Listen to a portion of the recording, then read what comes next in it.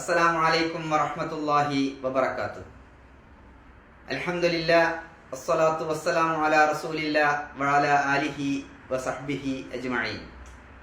ആദരണീയരായ സഹോദരന്മാരെ, സഹോദരിമാരെ, മുഹമ്മദ് മുസ്തഫ സല്ലല്ലാഹു അലൈഹി വസല്ലമയുടെ ജീവചരിത്രത്തിന്റെ 25-ാമത്തെ ഭാഗത്തേക്കാണ് ഇൻഷാ അല്ലാഹ് ഇന്ന് നാം പ്രവേശിക്കുന്നത്. ഇന്നത്തെ തലക്കെട്ട് പലതരം എതിർപ്പുകൾ എന്നതാണ്.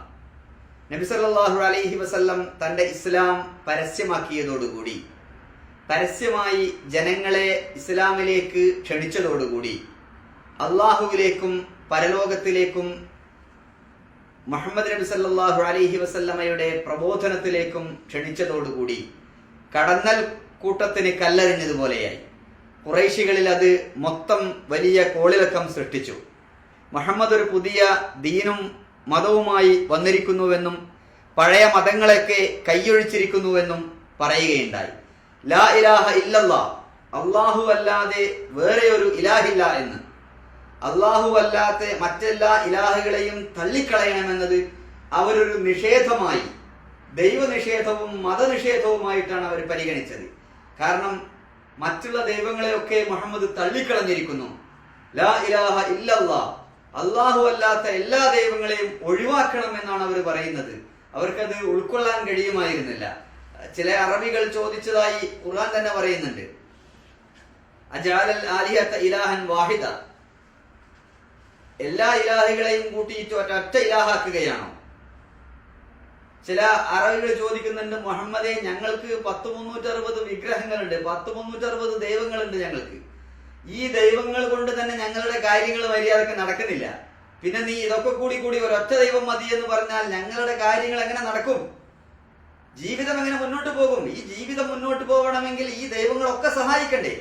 ഈ ദൈവങ്ങളൊന്നും വേണ്ട, ഒരൊറ്റ ദൈവം മതി എന്ന് പറഞ്ഞാൽ ഇപ്പോഴുള്ള 360 എണ്ണം കൊണ്ട് തന്നെ ഞങ്ങളുടെ കാര്യങ്ങൾ മര്യാദക്ക് ശരിയാവണ്ണം നടക്കുന്നില്ല എന്ന് അവർ ചോദിക്കുന്നുണ്ട്.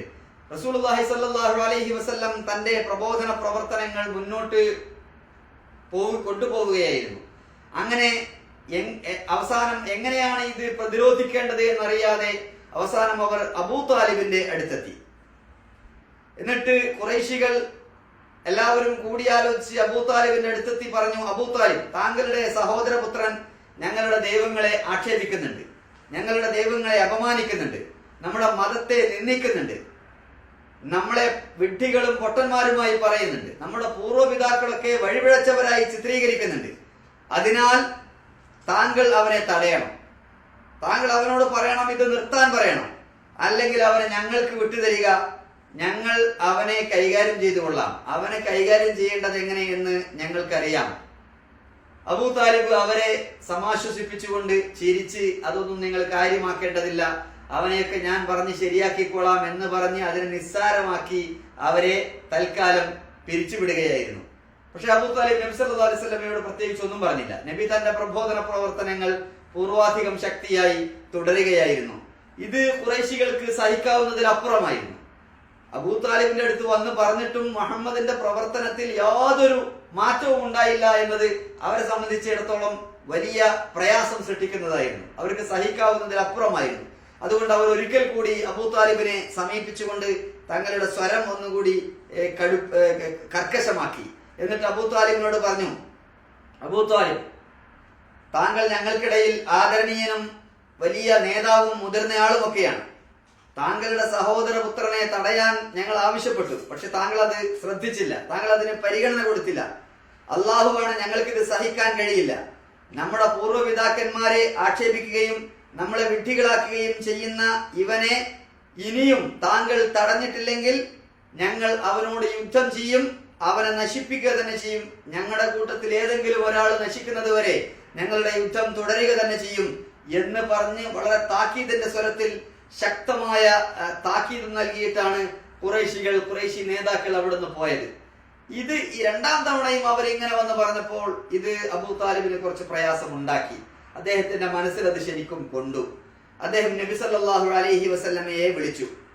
എന്നിട്ട് നബിയോട് പറഞ്ഞു, സഹോദരപുത്ര മുഹമ്മദേ, നിന്റെ ജനങ്ങൾ ഖുറൈശികൾ അവരുടെ നേതാക്കൾ എന്നെ സമീപിച്ചിട്ടുണ്ട്, എന്റെ അടുത്ത് വന്നിട്ടുണ്ടായിരുന്നു. അവർ ചില കാര്യങ്ങളൊക്കെ പറഞ്ഞിട്ടുണ്ട്. അതുകൊണ്ട് എനിക്ക് നിന്നോട് ഒറ്റ കാര്യമേ പറയാനുള്ളത്, നീ എന്റെയും നിന്റെയും കാര്യത്തിൽ കുറച്ച് കനിവ് കാണിക്കണം, കരുണ കാണിക്കണം. വലിയ കുഴപ്പങ്ങൾ ഉണ്ടാക്കരുത്. എന്റെ പൊന്നുമോനെ, എനിക്ക് വഹിക്കാൻ കഴിയാത്ത കാര്യങ്ങൾ നീ എന്നെ വഹിപ്പിക്കരുത്. എനിക്ക് വയസ്സായി, പ്രായമായി, അതുകൊണ്ട് നീ എന്നെ പ്രയാസപ്പെടുത്തരുത് മോനെ എന്ന് നബി സല്ലല്ലാഹു അലൈഹി വസല്ലമയെ വിളിച്ചുകൊണ്ട് അബൂ താലിബ് പറഞ്ഞു. നബി സല്ലല്ലാഹു അലൈഹി വസല്ലമക്ക് ആ സ്വരം മനസ്സിലായി. അബൂ താലിബ് ഇത്രകാലവും തന്നെ സംരക്ഷിച്ചിരുന്ന അബൂ താലിബ് ഇനി തന്നെ കൈയൊഴിയുകയാണ്, അതിന്റെ ലക്ഷണമാണ് ഈ പറയുന്നത് എന്ന് നബി സല്ലല്ലാഹു അലൈഹി വസല്ലമക്ക് മനസ്സിലായി. പക്ഷെ നബി സല്ലല്ലാഹു അലൈഹി വസല്ലം വളരെ ഖണ്ഡിതമായ വാക്കുകളോടുകൂടി അബൂ താലിബിനോട് പറഞ്ഞു. ഫഖാല ലഹു റസൂലുള്ളാഹി സ്വല്ലല്ലാഹു അലൈഹി വസല്ലം വല്ലാഹി യാ അമ്മി, അല്ലാഹു തന്നെയാണ് സത്യം എൻ്റെ മൂത്താപ്പ, ലൗ വലഉ അശ്ശംസ ഫീ യമീനി വൽ ഖമറ ഫീ ശിമാലി, ആ കാണുന്ന സൂര്യനെടുത്ത് എൻ്റെ വലത് കൈയിലും ചന്ദ്രനെ പറിച്ച് എൻ്റെ ഇടത് കൈയിൽ വെച്ചാൽ പോലും അലാ അൻ അത്റുക ഹാദൽ അംറ മാ തറക്തു, ഇത് നിർത്തിവെക്കണം എന്ന് പറഞ്ഞുകൊണ്ട് അവർ സൂര്യനും ചന്ദ്രനും പറിച്ചെന്റെ വലത്തെ കൈയിലും ഇടത്തെ കൈയിലും വെച്ച് തന്നാൽ പോലും മാ തറക്തുഹു, ഞാനത് ഉപേക്ഷിക്കുകയേയില്ല. ഹത്താ യുദ്ഹിറഹുല്ലാഹു ഔ അഹ്ലിക ഫീഹി, അള്ളാഹു ഒന്നുകിൽ ഇതിലെ വിജയിപ്പിക്കണം, അല്ലെങ്കിൽ ഞാൻ ഈ മാർഗത്തിൽ രക്തസാക്ഷിയാവണം, ഞാൻ ഈ മാർഗത്തിൽ മരണമടയണം, നശിക്കണം. രണ്ടാലൊന്നും സംഭവിക്കാതെ ഇത് വഴിയിൽ വെച്ച് നിർത്തി ഉപേക്ഷിച്ചു പോകുന്ന പ്രശ്നമേ ഇല്ല എന്ന് നബി സല്ലല്ലാഹു അലൈഹി വസല്ലം വളരെ കൃത്യമായി അബൂ താലിബിനോട് പറഞ്ഞു. ഇത് പറഞ്ഞു കഴിഞ്ഞപ്പോൾ നബി സല്ലല്ലാഹു അലൈഹി വസല്ലമക്ക് കരച്ചിൽ വന്നു. നബി കരയുകയായിരുന്നു. കാരണം തന്റെ പിതൃകനായ, തന്നോട് സ്നേഹത്തോടും വാത്സല്യത്തോടും കൂടി പെരുമാറുകയും തന്നെ സംരക്ഷിക്കുകയും ചെയ്ത തന്റെ പ്രിയപ്പെട്ട മൂത്താപ്പയോട് ഇങ്ങനെ പറയേണ്ടി വന്നല്ലോ, മൂത്താപ്പക്ക് എന്നോട് ഇങ്ങനെ പറയേണ്ടി വന്നല്ലോ എന്നൊക്കെയുള്ള ആലോചനയിൽ നബി സല്ലല്ലാഹു അലൈഹി വസല്ലം പൊട്ടിക്കരഞ്ഞുപോയി. ഈ സന്ദർഭത്തിൽ ഇത് അബൂ താലിബിന് വല്ലാത്ത പ്രയാസമുണ്ടാക്കി. നബി അങ്ങനെ കരഞ്ഞുകൊണ്ട് എഴുന്നേറ്റ് പോയപ്പോൾ ഫലമ്മാ വല്ലാ നാദാഹു അബൂ താലിബ്, അബൂ താലിബ് നബി സല്ലല്ലാഹു അലൈഹി വസല്ലമയെ വിളിച്ചു. അഖ്ബിൽ യബ്ന അഖി, ഇങ്ങോട്ട് വാ മോനെ, എന്റെ സഹോദര പുത്ര, ഇങ്ങോട്ട് അടുത്തു വാ. ഫലമ്മാ അഖ്ബറ അലൈഹി റസൂലുള്ളാഹി സ്വല്ലല്ലാഹു അലൈഹി വസല്ലം, അങ്ങനെ റസൂല് അബൂ താലിബിന്റെ അടുത്തേക്ക് വന്നപ്പോൾ ഖാല, അദ്ദേഹം പറഞ്ഞു, ഇദ്ഹബ് യബ്ന അഖി ഫഫ്അൽ മാ അഹ്ബബ്ത, എന്റെ സഹോദരപുത്ര, നിനക്ക് ഇഷ്ടമുള്ളതുപോലെ ചെയ്തോ, നീ എന്താണോ ചെയ്യാൻ ഉദ്ദേശിച്ചതൊക്കെ ചെയ്തോ.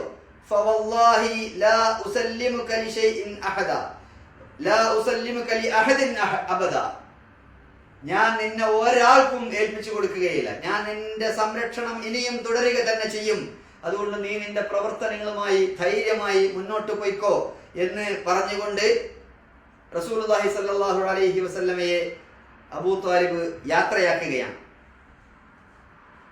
ഖുറൈശികളെ സംബന്ധിച്ചിടത്തോളം വലിയൊരു പ്രശ്നം വരാൻ പോവുകയാണ്. കാരണം ഹജ്ജ് സീസൺ വരാൻ പോവുകയാണ്.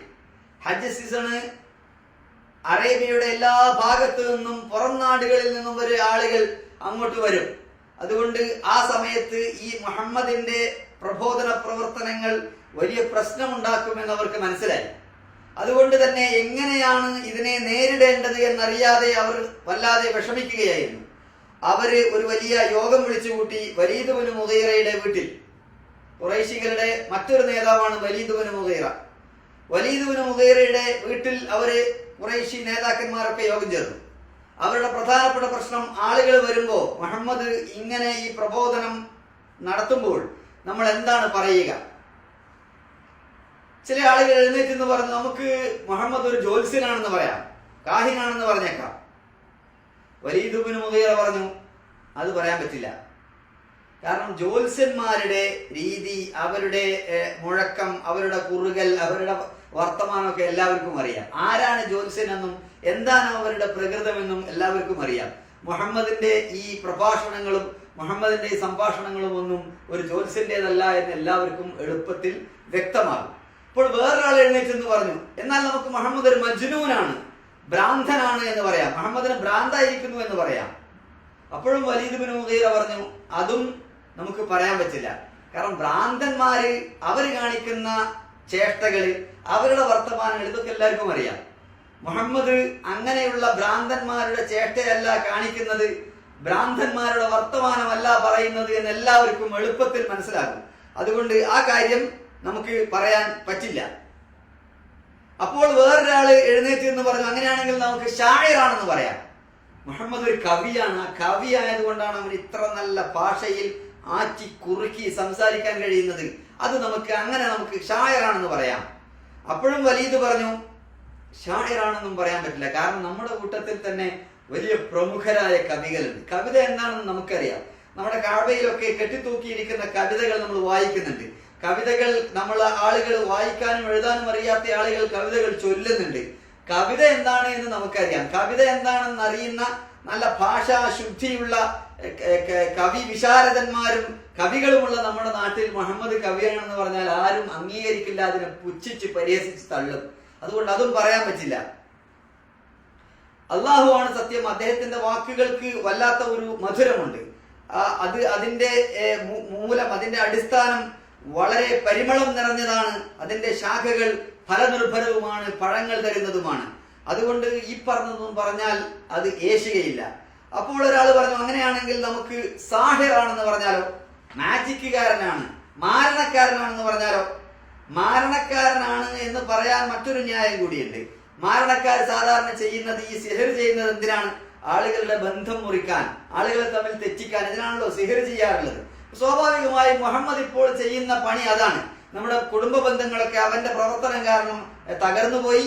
കുടുംബ ബന്ധങ്ങൾ അവൻ നശിപ്പിക്കുന്നു. അതുകൊണ്ട് നമുക്ക് അവനെ സാഹിർ എന്ന് പറയാം.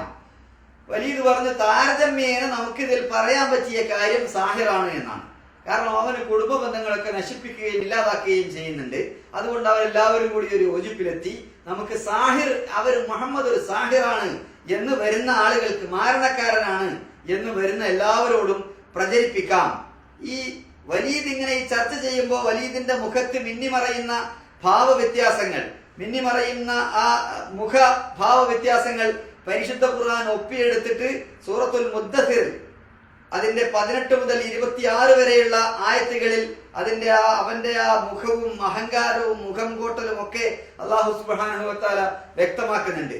ഇന്നഹു ഫക്കർ വഖദ്ദർ, 18ാമത്തെ ആയത്തിൽ കാണാം.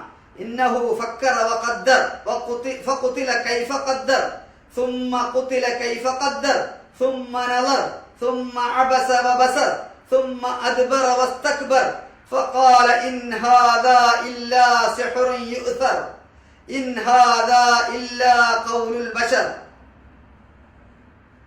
നിശ്ചയം അവനൊന്ന് ഫക്കറ, ചിന്തിച്ചു, പിന്നെ ഒന്ന് കണക്ക് കൂട്ടി. നശിക്കട്ടെ അവൻ എങ്ങനെയാണ് കണക്ക് കൂട്ടുന്നത്? സുമ്മ കുത്തിൽ, പിന്നെ അവൻ നശിക്കട്ടെ. എങ്ങനെയാണ് അവൻ കണക്ക് കൂട്ടുന്നതും കാര്യങ്ങൾ ആലോചിക്കുന്നത്? പിന്നീട് അവനൊന്ന് നോക്കി, പിന്നീട് അവനൊന്ന് മുഖം ചുളിച്ചു, പിന്നീട് അവൻ മുഖം കറുപ്പിച്ചു, നെറ്റി ചുളിച്ചു, എന്നിട്ടും പിന്നോട്ട് മാറി അഹങ്കാരം നടിച്ചു. എന്നിട്ട് അവൻ പറഞ്ഞു, ഇതാരിൽ നിന്നൊക്കെ ഉദ്ധരിക്കുന്ന മാരണമാണ്, മറ്റൊന്നുമല്ല, ഇത് മനുഷ്യന്റെ വാക്കുകളാണ്, അല്ലാതെ അള്ളാഹുവിന്റെ വാക്കുകളല്ല എന്ന് വലീദ് പറഞ്ഞ ഈ കാര്യം അല്ലാഹു സുബ്ഹാനഹു വ തആല അദ്ദേഹത്തിന്റെ ഭാവവ്യത്യാസങ്ങളൊക്കെ ഒപ്പിയെടുത്തുകൊണ്ട് സൂറത്തുൽ മുദ്ദസിറിൽ 18ാമത്തെ ആയത്ത് മുതൽ 25ാമത്തെ ആയത്ത് വരെ പറയുന്നുണ്ട്. അങ്ങനെ അവര് തീരുമാനമായി. സഭ പിരിഞ്ഞു, അഥവാ അവരുടെ യോഗം പിരിയുകയും ഹജ്ജിനെത്തുന്ന ആളുകളോട് നമുക്ക് മുഹമ്മദ് ഒരു സാഹിറാണ് എന്ന് പറയണം എന്ന് തീരുമാനിക്കുകയും ചെയ്തു. ഇതിന്റെ പ്രചാരണത്തിന് മുന്നിലുണ്ടായിരുന്നത് അബൂ ലഹബും ഒപ്പം ഉമ്മു ജമീലുമായിരുന്നു. നബി സല്ലല്ലാഹു അലൈഹി വസല്ലം റുക്കാദ്, മജന്ന, ദുർമജ തുടങ്ങിയ എല്ലാ സ്ഥലങ്ങളിലും പ്രബോധന പ്രവർത്തനങ്ങൾ നടത്തുമ്പോൾ പിന്നാലെ അബൂ ലഹബ് എത്തും. എന്നിട്ട് ജനങ്ങളോട് പറയും, ഈ മനുഷ്യനെ നിങ്ങൾ അനുസരിക്കരുത് കേട്ടോ, ഈ മനുഷ്യൻ പറയുന്നത് നിങ്ങൾ കേൾക്കരുത് കേട്ടോ, ഇവൻ കദ്ദാബാണ്, ഇവൻ സാഹിറാണ്, ഇവൻ കള്ളനാണ്, മതം മാറിയവനാണ്, ഇവൻ മാരണക്കാരനാണ്, അതുകൊണ്ട് അവനെ വിശ്വസിക്കരുത് കേട്ടോ എന്ന് തുടങ്ങിയ കാര്യങ്ങൾ പറയുകയും അങ്ങനെ ജനങ്ങളെ പിരിച്ചുവിടാൻ വേണ്ടിയുള്ള എല്ലാ ശ്രമങ്ങളും നടത്തുകയും ചെയ്തിരുന്നു. ഒപ്പം അദ്ദേഹത്തിന്റെ ഭാര്യയും ഇത്തരത്തിലുള്ള എല്ലാ പ്രവർത്തനത്തിലും ആളുകളെ തടയുന്നതിലും മുന്നിലുണ്ടായിരുന്നു. പക്ഷേ ഈ തടസ്സങ്ങളെയൊക്കെ അതിജയിച്ചുകൊണ്ട്, ഇതിനെയൊക്കെ തൃണവൽഗണിച്ചുകൊണ്ട് റസൂലുള്ളാഹി സ്വല്ലല്ലാഹു അലൈഹി വസല്ലം തന്റെ പ്രബോധന പ്രവർത്തനങ്ങളുമായി മുന്നോട്ട് പോവുകയായിരുന്നു. അക്കാര്യങ്ങൾ ഇൻഷാ അല്ലാഹ് നമുക്ക് അടുത്ത ക്ലാസ്സിൽ പറയാം. അല്ലാഹു സുബ്ഹാനഹു വ തആല നമ്മെ അനുഗ്രഹിക്കുമാറാകട്ടെ. വആഖിറു ദഅവാന അനിൽ ഹംദുലില്ലാഹി റബ്ബിൽ ആലമീൻ. അസ്സലാമു അലൈക്കും വറഹ്മത്തുള്ളാഹി വബറകാതുഹു.